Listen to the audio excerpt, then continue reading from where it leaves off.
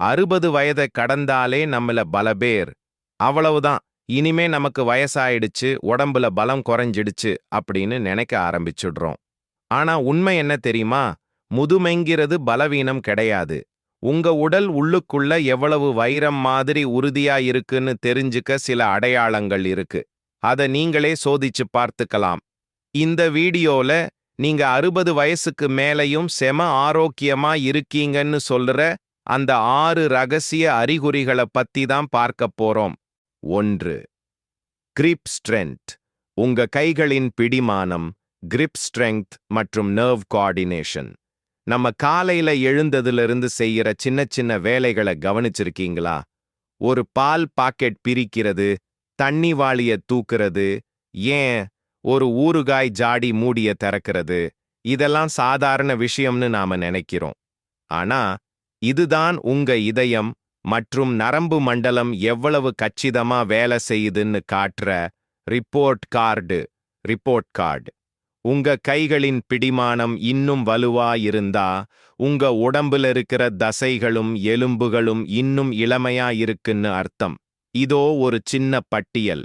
அன்றாடச் செயல், ஆக்டிவிட்டி, அது சொல்லுற ஆரோக்கிய ரகசியம். ஹெல்த் இண்டிகேட்டர்: பாட்டில் மூடியை திறத்தல், ஸ்லாஷ் பால் பாக்கெட் பிரித்தல், உங்க தசை மற்றும் நரம்புகளோட சிறப்பான ஒருங்கிணைப்பு. கோஆர்டினேஷன்: சின்ன நரம்புகள் கூட ஆரோக்கியமாயிருக்குன்னு அர்த்தம். நிறைந்த வாளியை தூக்கிச் செல்லுதல், இது உங்க ஒட்டுமொத்த உடல் வலிமை, தோள்பட்டை உறுதி மற்றும் எலும்பு ஆரோக்கியத்தை சொல்லுது. கைகள் நடுங்காமல் பேப்பர் ஸ்லாஷ் புத்தகம் வாசித்தல், உங்க நரம்பு மண்டலம், நர்வஸ் சிஸ்டம் இன்னும் உங்க கட்டுப்பாட்டுல ரொம்ப கட்டுக்கோப்பா இருக்கிறதை காட்டுது. கையெழுத்து மாறாமல் இருப்பது: நீங்க கையெழுத்து போடும்போது நடுக்கம் இல்லாம எழுத்துக்கள் மாறாம இருந்தா மூளையும் கைகளும் அத்தனை நேர்த்தியா வேலை செய்யுதுன்னு அர்த்தம். மருத்துவ உலகம் சொல்லும் ஒரு ஆச்சரியமான உண்மை. பெரியவங்களே, இது நான் சும்மா சொல்லலை. பல மருத்துவ ஆராய்ச்சிகள், மெடிக்கல் ரிசர்ச் ஒரு முக்கியமான விஷயத்தை சொல்லுது. யாரோட கைப்பிடிமானம், கிரிப் ஸ்ட்ரெங்த் திடீர்னு குறையுதோ அவங்களுக்கு இதய நோய், ஹார்ட் டிசீசஸ் வர்றதுக்கு அதிக வாய்ப்பு இருக்காம். ஏன்னா கை பிடிமானம்ங்கிறது வெறும் கையை மட்டும் சார்ந்தது இல்லை. அது உங்க இரத்த ஓட்டம் மற்றும் நரம்பு தூண்டுதல்களோட வெளிப்பாடு. அதனால இப்போ யாராவது உங்ககிட்ட கை குலுக்கும்போது, என்னங்க உங்க கைப்பிடி இன்னும் இவ்வளவு இரும்பாட்டம் இருக்கே அப்படின்னு சொன்னா, அது வெறும் பாராட்டு இல்லைங்க. உங்க இதயம் இன்னும் ரொம்ப பத்திரமா, தெம்பா இருக்குன்னு அர்த்தம். உடல் பலத்தை பத்தி இவ்வளவு விரிவா பார்த்தோம். ஆனா உடம்பை விட முக்கியமானது நம்ம உடம்பை ஆளுகிற அந்த கட்டுப்பாட்டு மையம், அதாவது நம்ம மூளை. வயசான காலத்துல நம்ம மூளை எவ்வளவு சுறுசுறுப்பா இருக்கு, ஞாபக மறதி இல்லாம எப்படி இருக்குன்னு வீட்டிலேயே செக் பண்ணிக்க ஒரு வழி இருக்கு. 2. ஞாபக சக்தி. இது வயசான காலத்து மறதியா இல்ல மூளையோட சுறுசுறுப்பா? வயசான காலத்துல நம்ம எல்லாருக்கும் இருக்கிற ஒரு பெரிய கவலை, ஐயோ நமக்கு ஞாபக மறதி வந்துடுச்சோ அப்படிங்கிறது தான். கொஞ்சம் நிதானமா யோசிச்சு பாருங்களேன். சாவியை எங்க வச்சோம்னு தேடுறது, ஒருத்தர் பேரை சொல்ல ஒரு நிமிஷம் யோசிக்கிறது, இதெல்லாம் ரொம்ப சாதாரணமான விஷயம்ங்க. இதை சீனியர் மூவ்மெண்ட் அப்படின்னு சொல்லுவாங்க. இது ஒரு பெரிய பிரச்சனையே இல்லை. சொல்லப்போனா இது ஒரு அழகான முதிர்ச்சிதான். ஆனா முக்கியமான விஷயங்களை நீங்க இன்னும் கச்சிதமா ஞாபகம் வச்சிருக்கீங்கன்னா, உங்க மூளை செல்கள் இன்னமும் இளமையா, ரொம்ப துடிப்பாவே இருக்குன்னு அர்த்தம். உங்க மூளை எவ்வளவு தெம்பா இருக்குன்னு நீங்களே ஒரு செக்லிஸ்ட் போட்டு பாருங்களேன். ஆரோக்கியமான மூளைக்கான ஒரு சின்ன செக்லிஸ்ட். தேதி மற்றும் கிழமை. காலையில எழுந்ததும் இன்னைக்கு என்ன தேதி, என்ன கிழமைன்னு யோசிக்காம சரியா சொல்ல முடியுதா? பழக்கமான வழிகள். வழக்கமா போற கடைக்கோ இல்ல பக்கத்துல இருக்கிற கோவிலுக்கோ போகும்போது வழி மாறாம குழப்பம் இல்லாம போயிட்டு வர முடியுதா? மருந்து நேரங்கள். யாரோட உதவியும் இல்லாம எந்த மாத்திரையை எப்ப சாப்பிடணும்னு அந்த நேரத்தை சரியா ஞாபகம் வச்சிருக்கீங்களா? கதை சொல்லும் கலை உங்க பேரன் பேத்திகளுக்கோ இல்ல மத்தவங்களுக்கோ பழைய கதைகளை சின்ன சின்ன விவரங்களோடு தெளிவா விவரிக்க முடியுதா? பேரன் பேத்திகளுக்கு கதை சொல்றது வெறும் பொழுதுபோக்கு இல்லைங்க. இத நீங்க நல்லா கவனிக்கணும். நம்ம வீட்டு வாண்டுகளுக்கு கதை சொல்றதுங்கிறது ஒரு சாதாரண விஷயம் இல்லை. ஒரு கதைய நீங்க சொல்லும்போது உங்க மூளை என்ன பண்ணுது தெரியுமா? எங்கேயோ மூளையோட அடியில புதைஞ்சு கிடக்கிற பழைய நினைவுகளையும் லாங் டேர்ம் மெமரி, இப்போ நீங்க பேசுற வார்த்தைகளையும் வெர்பல் ஃப்ளூவன்சி ஒன்னா இணைச்சு ஒரு கோர்வையா கொண்டு வருது. இது உங்க மூளைக்கு கிடைக்கிற ஒரு மிகப்பெரிய ஒர்க் அவுட். இதனால தான் மூளையில நியூரோபிளாஸ்டிசிட்டி அதிகமாகி உங்க மூளை ரொம்ப சுறுசுறுப்பா இயங்குது. அதனால இனிமே குழந்தைங்க கதை கேட்டா சலிக்காம சொல்லுங்க. அது அவங்களுக்கு மட்டும் இல்ல, உங்க மூளைக்கும் ஒரு டானிக் மாதிரி. மனம் இவ்வளவு தெளிவா இருக்கிறது போலவே நம்ம உடம்பு தன்னைத்தானே குளிர்விச்சுக்கிறதும் கூலிங் சிஸ்டம் ரொம்ப முக்கியம்ங்க. நம்ம உடம்பு எப்படி ஒரு ஏசி மெஷின் மாதிரி வேலை செய்யுது, அதுல ஆரோக்கியம் எப்படி ஒளிஞ்சிருக்குன்னு அடுத்ததா பார்க்கலாமா? மூன்றாவது வியர்வை. உங்க உடம்புக்குள்ள ஒரு ஏசி மெஷின் ஓடுது தெரியுமா?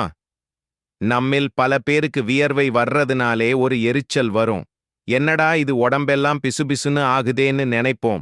ஆனா உண்மை என்ன தெரியுமாங்க? 60 வயசுக்கு அப்புறம் நீங்க லேசா நடக்கும்போதோ இல்ல சின்னதா ஒரு வேலை செய்யும் போதோ உங்களுக்கு வியர்த்தா அதைவிட ஒரு சந்தோஷமான விஷயம் வேற எதுவுமே இல்லைங்க. அது ரொம்ப ஆரோக்கியமான அறிகுறி. ஏன் இது இவ்வளவு முக்கியம்? வயசாக நம்ம சருமத்துக்கு அடியில இருக்கிற அந்த வியர்வை சுரப்பிகள் கொஞ்சம் கொஞ்சமா பலவீனமாக ஆரம்பிக்கும். சில பேருக்கு பயங்கரமான வெயில்ல இருந்தா கூட வியர்க்காது. அப்படி வியர்க்கலன்னா உங்க உடம்போட கூலிங் சிஸ்டம் ரிப்பேர் ஆயிடுச்சுன்னு அர்த்தம். இதுதான் பின்னாடி ஹீட் ஸ்ட்ரோக் மாதிரியான ஆபத்துகளுக்கு காரணமாயிடும்.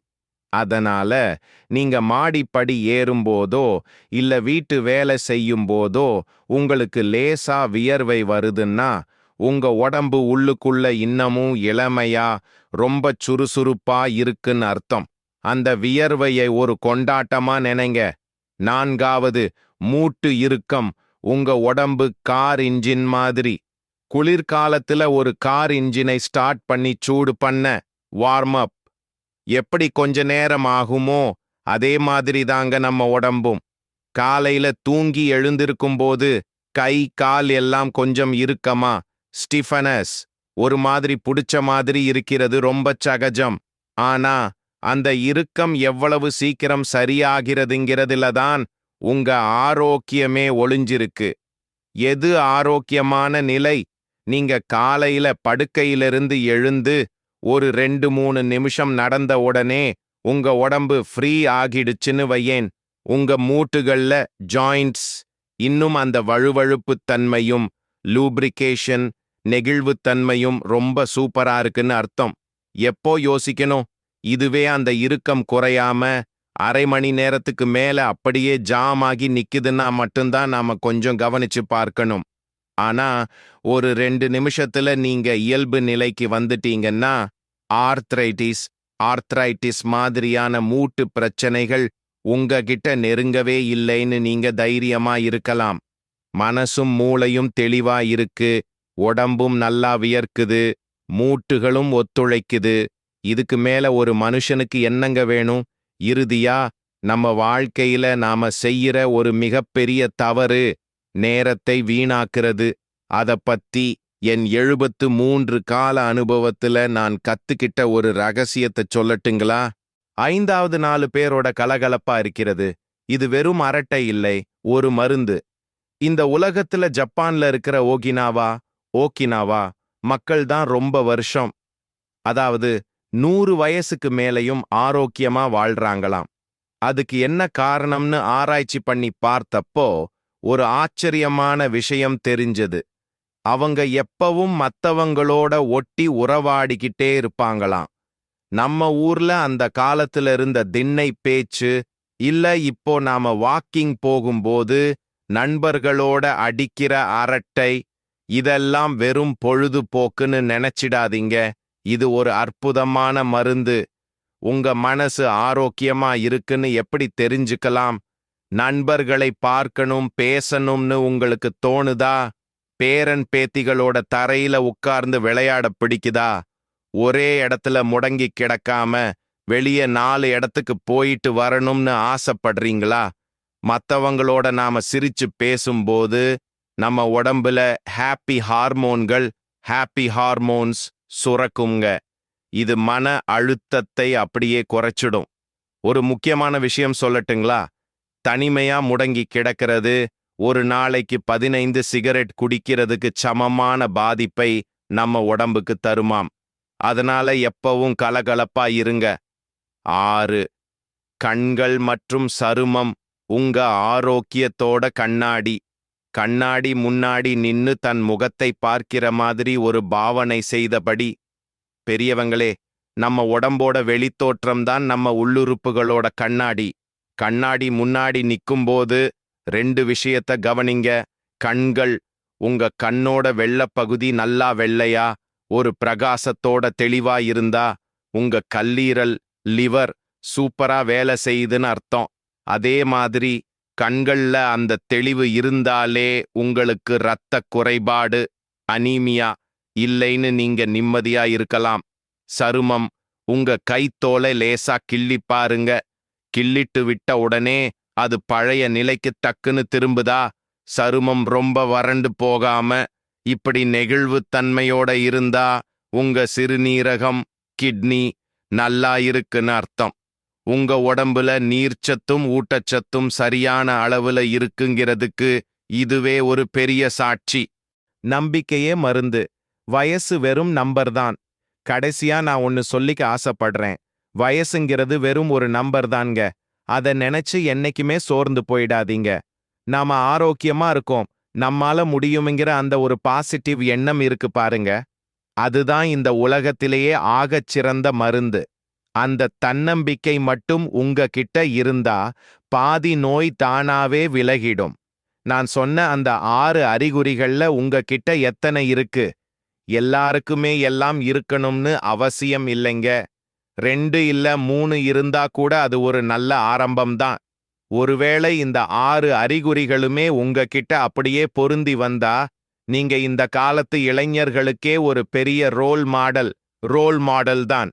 அதை என்கிட்ட மறக்காம கமெண்ட்ல சொல்லுங்க. உங்க அனுபவத்தை கேட்க நான் ஆவலா இருக்கேன். அப்புறம் ஒரு முக்கியமான விஷயம், உங்க வீட்ல இருக்கிற பெரியவங்களுக்கும் உங்க நண்பர்களுக்கும் இந்த தகவல்களை பகிர்ந்துக்கோங்க. மீண்டும் உங்களை இன்னொரு பயனுள்ள விஷயத்தோட சந்திக்கிறேன். என்றும் உங்கள் நலனில் அக்கறையுடன் உங்கள் நண்பன்.